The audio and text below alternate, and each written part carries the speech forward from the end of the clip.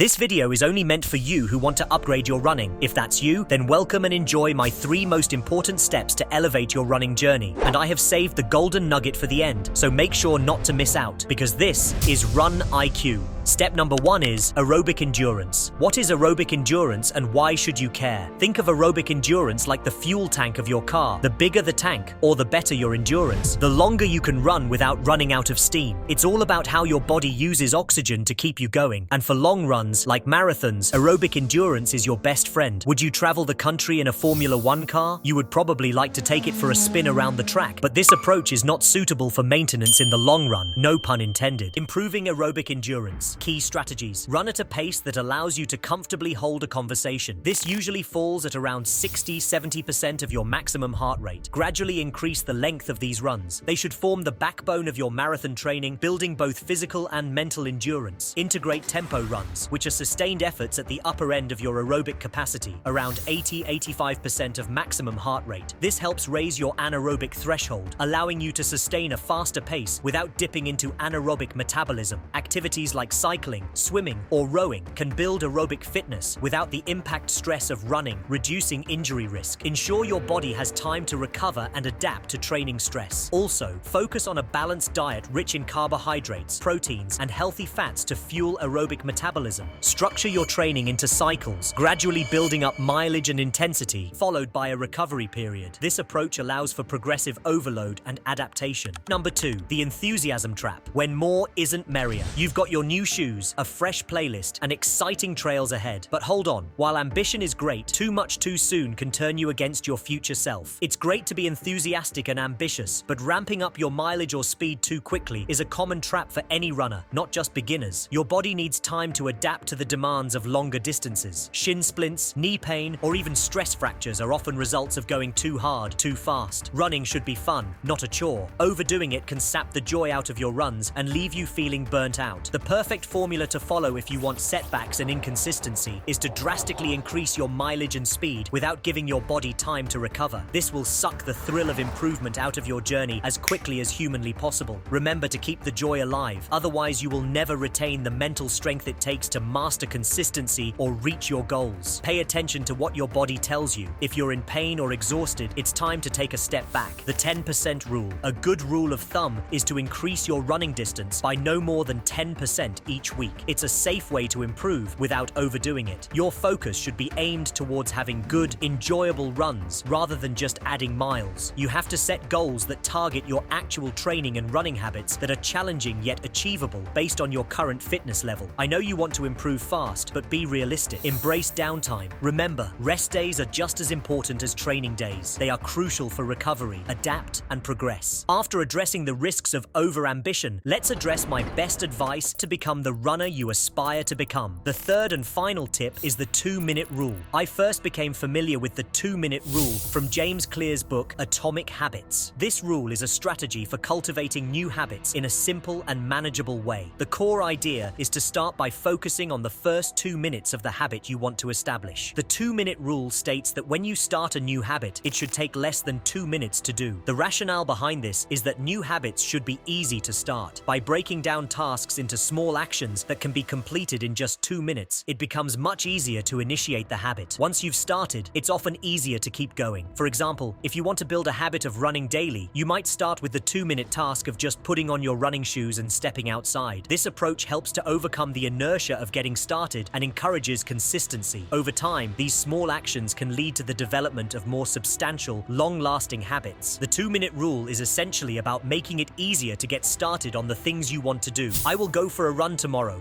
translates to, I will put on my running shoes tomorrow.